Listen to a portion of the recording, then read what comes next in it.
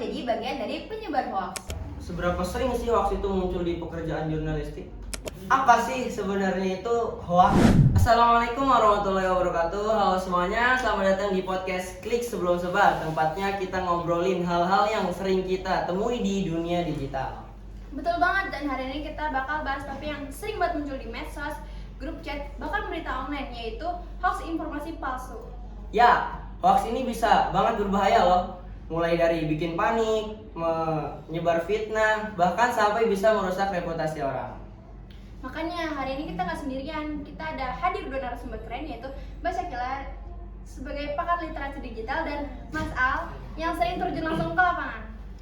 Oke, langsung saja untuk Mbak Syakila. Menurut Mbak Syakila ini apa sih sebenarnya itu hoax?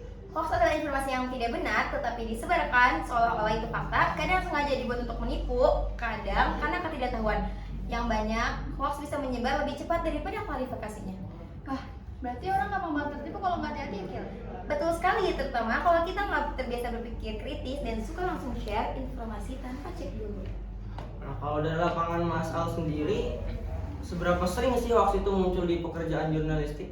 Wah, sering banget, bahkan kadang hoax itu bisa tersebar hanya hitungan jam saja. Contohnya waktu isu vaksin, ada beberapa orang yang takut untuk vaksin, padahal dampaknya vaksin itu bagus bagi kesehatan masyarakat. Jadi bisa mengganggu kebijakan pemerintah juga ya? Ya, nggak cuma itu, hoax juga bisa memecah belah masyarakat, apalagi kalau sudah membicarakan tentang agama, isu agama, politik, ataupun suku.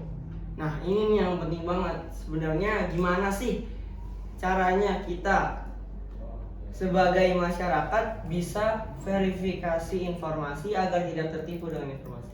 Ada beberapa langkah sederhana. Yang pertama, cek sumbernya, apakah dari media terpercaya. Yang kedua, cek tanggal. Kadang hoax itu berita lama yang diulangi lagi. Yang ketiga, cek keaslian gambar atau video. Bisa pakai Google Search Image. Yang keempat, bandingkan dengan media lain. Kalau cuma ada di satu sumber, patut dicurigai.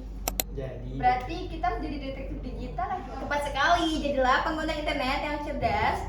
Jangan asal sebar. Dan jangan lupa sekarang juga sudah ada cekfakta.com dan platform lainnya. Nah, sebelum kita tutup, boleh nggak sih Mbak Syakila dan Mas Al ini kasih tips singkat buat para pendengar? Boleh banget. Yang pertama, ingat ya, berhenti, baca, baru sebar. Jangan jadi bagian dari penyebar hoax. Dan biasakan baca lebih dari satu sumber. Kalau ragu, lebih baik tahan dulu.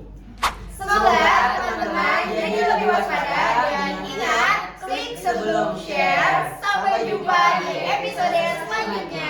Dadah! Hoax itu adalah informasi yang tidak benar, tetapi disebarkan seolah-olah itu hoax. Berarti kita harus jadi detektif digital ya, Bu? Tepat sekali, jadilah pengguna internet yang cerdas. Jangan menjadi penyebar hoax. Enggak, sama itu salah. Itu salah. Ya udah ulang. Semoga